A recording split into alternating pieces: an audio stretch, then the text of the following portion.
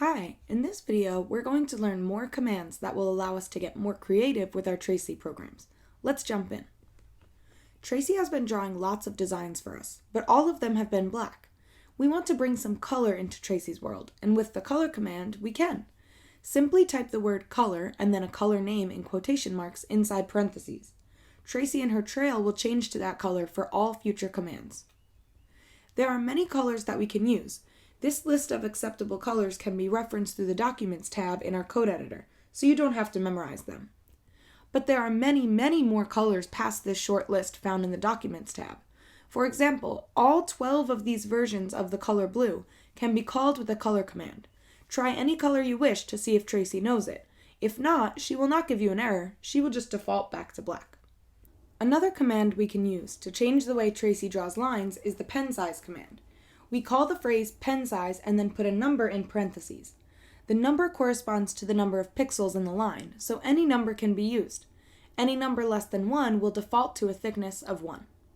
If we want to draw a shape and fill it in, we can use the begin fill and end fill commands. We call the begin fill command before drawing our shape, which is a circle in this example, but could also be any closed shape.